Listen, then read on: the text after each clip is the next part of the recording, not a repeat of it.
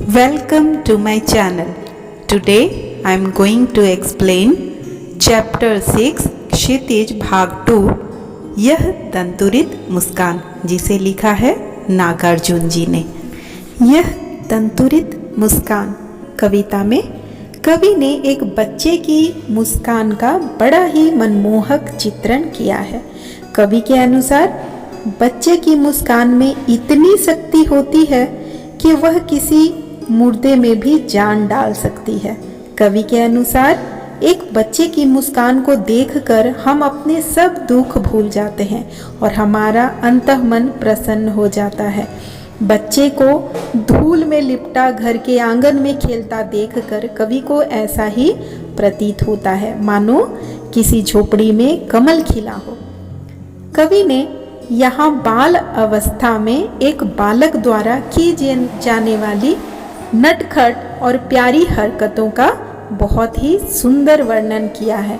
जैसे जब कोई बालक किसी व्यक्ति को नहीं पहचानता है तो उसे सीधी नजरों से नहीं देखता, लेकिन एक बार पहचान लेने के बाद वो उसे टकटकी लगाकर देखता ही रहता है।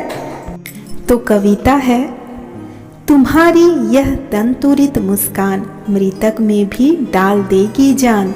धूली धूसर तुम्हारे ये गात छोड़कर तालाब मेरी झोपड़ी में खिल रहे जलजात। परस पाकर तुम्हारा ही प्राण पिघल कर जल बन गया होगा कठिन पाषाण। छू गया तुमसे की झरने लग पड़े शेफालिका के फूल बांस था कि बबूल। प्रस्तुत पंक्तियों में कवि ने एक दांत निकलते बच्चे की मधुर मुस्कान का मनमोह लेने वाला वर्णन किया है। कवि के अनुसार एक बच्चे की मुस्कान मृत आदमी को भी जिंदा कर सकती है, अर्थात कोई उदास एवं निराश आदमी भी अपना गम भूलकर मुस्कुराने लगता है। बच्चे घर के आंगन में खेलते वक्त खुद को गंदा कर लेते हैं, धूल से सन जाते हैं, उनके गालों पर भी धूल लग जाती है।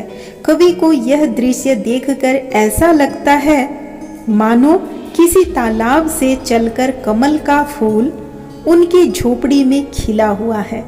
कवि को ऐसा प्रतीत हो रहा है कि अगर यह बालक किसी पत्थर को छू ले तो वह भी पिघलकर जल बन जाए और बहने लगे। अगर वो किसी पेड़ को भी छू ले, फिर चाहे वो बांस हो या फिर बबूल, उसे शेफालिका के फूल ही झरेंगे।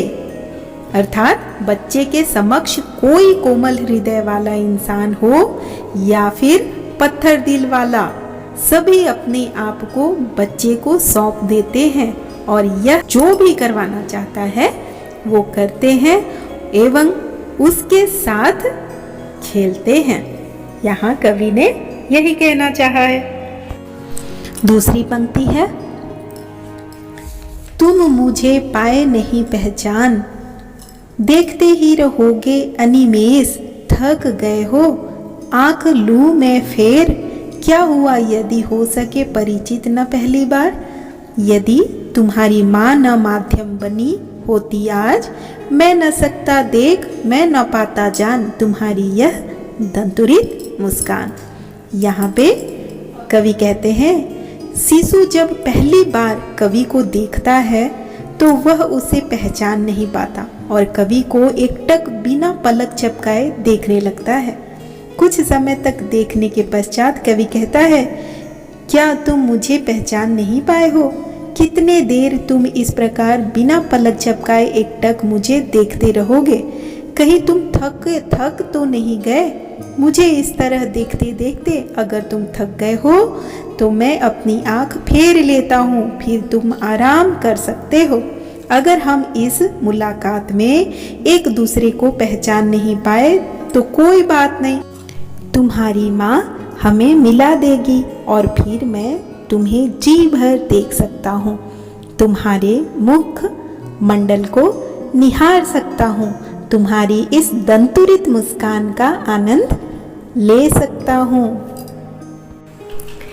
धन्य तुम माँ भी तुम्हारी धन्य, चीर प्रवासी मैं इतर मैं अन्य, इस अतिथि से प्रिय तुम्हारा क्या रहा संपर्क, उंगलियां माँ की कराती रही है मधुपर्क, देखते तुम इधर कनखी मार, और होती जबकि आंखें चार, तब तुम्हारी दंतुरित मुस्कान मुझे लगती बड़ी ही छविमान।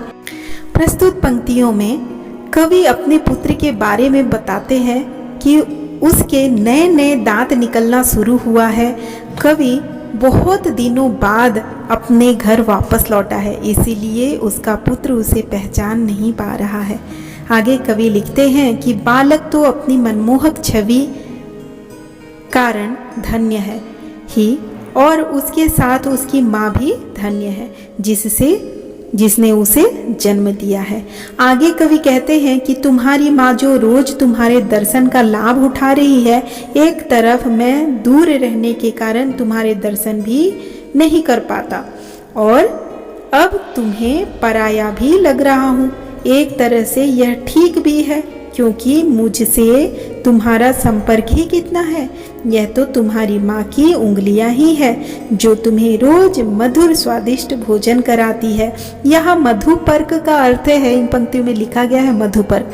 मधुपर्क का अर्थ है, इसे हम पंचामृत कह सकते हैं। पंचामृत जो दूध दही गुड़ ये सब का मिश्रण होता है, उसे पंचामृत कहते हैं। तो उस अर्थ में लिखा गया है। यहाँ पे और एक है कनखी मार। कनखी होता है, ये देसी भाषा है, देसी शब्द है कनखी मार। कनखी मार का अर्थ होता है तिरछी आंख से देखना। आंख के कोने से जब हम तिरछा करके आंख देखते हैं तो उसे कनखी मार कहते हैं। तो कवि कहते हैं एक तरफ से यह ठीक भी है, क्योंकि मुझसे तुम्हारा संपर्क ही कितना है। यह तो तुम्हारी माँ की उंगलियां ही है जो तुम्हें रोज मधुर स्वादिष्ट भोजन कराती है। इस तरह तिरछी नजरों से देखते देखते जब तुम्हारी आंख एक दूसरे से मिलती है, मेरी आंखों में स्नेह देखकर तुम मुस्कुराने लगते हो। यह मेरे मन को मोह लेता है, यह मेरे मन को मोह लेता है। कवि ने यहाँ पे यह दंतुरित मुस्कान कविता में कवि ने एक नवजात शिशु का वर्णन किया है, जिसकी मुस्कान को देखते ही हर एक कठोर से कठोर हृदय भी पिघल जाता है और प्रभावित हो उठ जाता है, नवोत्साह से भर उठता है। वहीं पर इस कविता में कवि ने स्त्री की गरिमा को भी ऊंचा दृष्टि से तुच्छ माना जाता है, पर उसमें माँ होने के जो गुण होते हैं, और वो जब माँ बन जाती है, माँ कहलाने मात्र से ही एक स्त्री परिपूर्ण हो जाती है, सर्वगुण संपन्न हो जाती है, श्रेष्ठ हो जाती है। इस कविता में उस समय का वर्णन है जब कवि प्रवासी था।